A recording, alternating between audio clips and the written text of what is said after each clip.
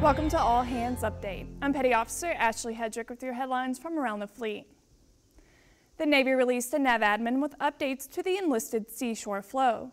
Shore tour opportunities have increased for sea-intensive ratings, which will improve fleet readiness, raise fleet manning levels, and improve advancement opportunities. This update affects only 10 ratings and increases sea tour links for less than 9,000 sailors. For more information, see NavAdmin 361/12. 'Tis the season for holiday parties, and Navy leaders want to remind you to plan for what happens after the party. If you are hosting, make plans for the guests to get home safely or set up a room for them to stay. For more tips on being a responsible host, visit nadap.navy.mil. You can read more about these stories at navy.mil. From All Hands Update, thanks for watching.